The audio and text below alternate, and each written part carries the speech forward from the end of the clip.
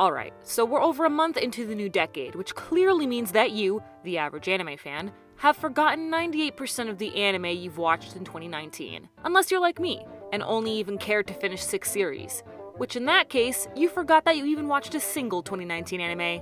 Regardless, I believe 2019 was an incredibly weak year. So weak that I won't even be making a top 10 anime of 2019 video. So weak that my friends and I struggled to come up with at least 4 nominees for every category in the 2019 Annie Awards. Now don't get me wrong, it by no means was a shit year. With series like Vinland Saga, Carol and Tuesday, and the Fruits Basket remake, it would be a crime to say that 2019 as a whole was trash. But there is something that 2019 gave us that I just had to make a video on, and that was revolutionary shonen. I've noticed it for a while. Shonen is not what it used to be. The king of the genre, Shonen Jump, showed that it was ready to grow and axed a plethora of long-running series. It was time for shonen to expand from punching and power-ups to smarter punching and power-ups. Or, dare I say it, get rid of fights entirely. Now don't faint, chug down your Ramune and let me hold your hand as I take you on this interesting journey. 5 years ago, Assassination Classroom graced our screens with a flying tentacle monster threatening to destroy Earth unless a group of degenerate high schoolers kill it. This wild premise turned into an emotional story filled with life lessons.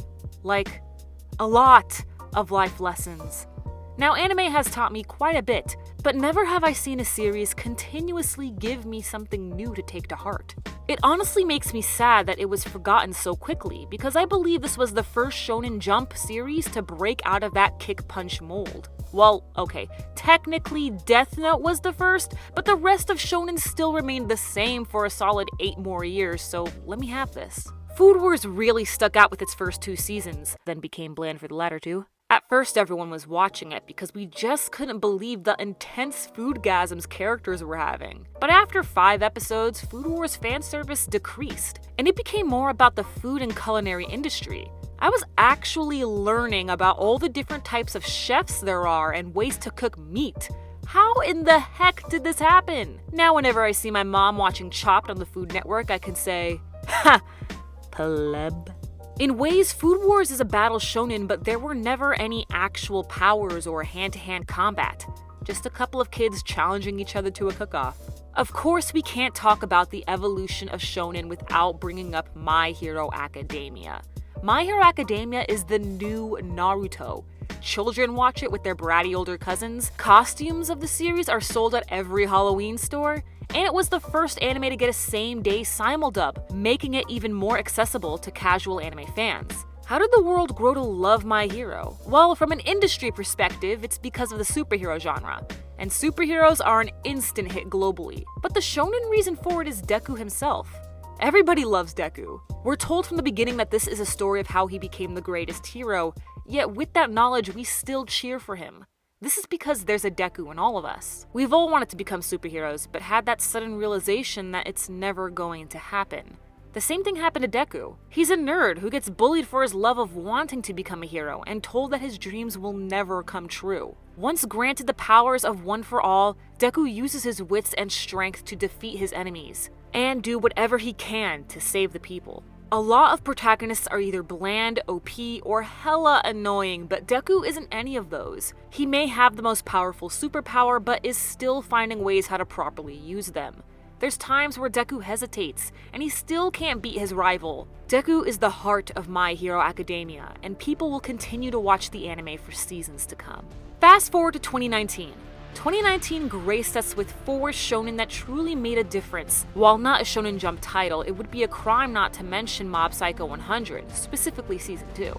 Mob Psycho showed us character growth that we've never seen before in the genre. Not just for the main protagonist, but also the secondary characters. Mob used to never speak up for himself and only fight back if his brother was involved or if his boss Reagan told him so. Now Mob wants to take control of his life. He starts hanging out with friends, saying no when he doesn't want to do something, and stand up for himself. He only uses his powers when deemed appropriate, so that he can live an honest life.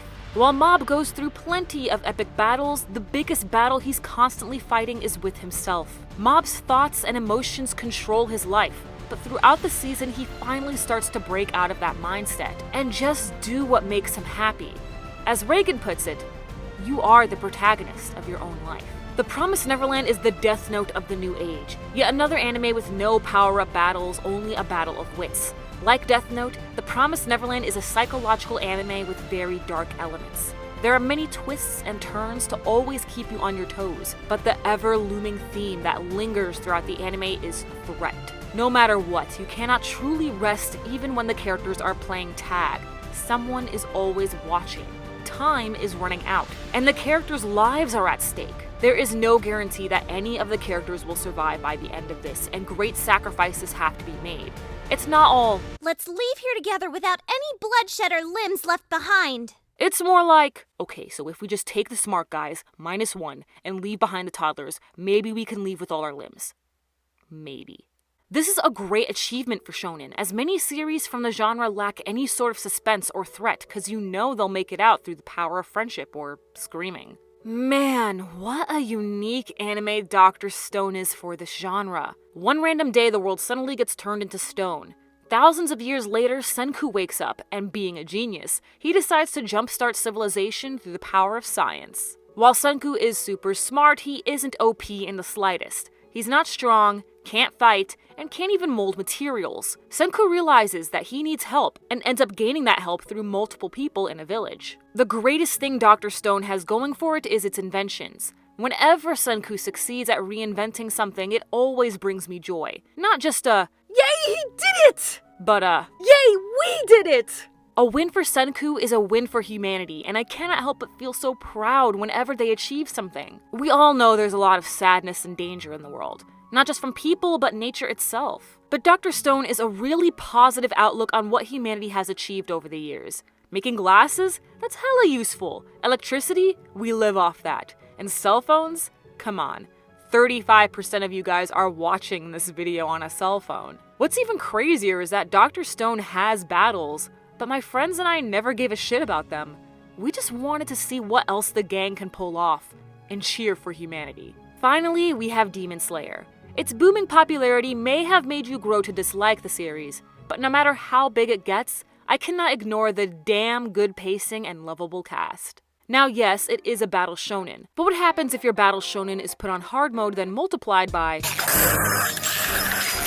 That's right, it's not the main protagonists that are OP, it's the demons. The demons are so OP to the point where humanity is clearly on the losing side. Each demon is different, not just in power level, but power types. One guy can control the ground you walk on, another can multiply, and all of them want to eat you. Tanjiro is the sweetest baby boy in the world who I want to cuddle with all day, but that's also his biggest fault. Tanjiro's kindness holds him back from getting stronger at a faster pace. Well, in the beginning. His kindness does bring out the best in his friends Zenitsu and Inosuke, and Tanjiro is later able to turn that kindness into empathy towards the demons. While some are straight up scumbags, others were forced into this situation. They still have to pay for their crimes, but at least Tanjiro shows respect when deserving. Tanjiro is quick on his feet, and is able to come up with a strategy during battle, but he's no genius. It takes him quite a few episodes to defeat the demons, and by the end of the series, he still couldn't kill one of the big bad's lower-ranked henchmen. I'm telling you guys, these demons are so OP, it's really unfair. It takes Tanjiro years and years to get better. With his sister in his heart and by his side, Tanjiro is determined to eradicate El Hihi, which is a basic premise for a ton of shonen, but Demon Slayer takes its time.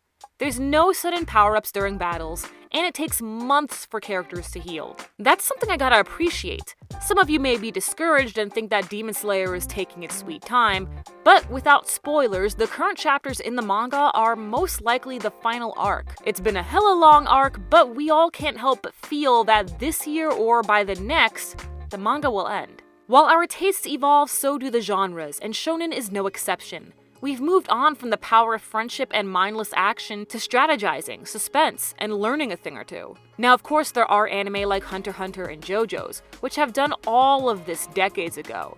But like I said with Death Note, the majority of shonen remained the same for years. Not only that, but Hunter x Hunter and JoJo's were made into proper anime series in this past decade, showing us that the world is finally ready.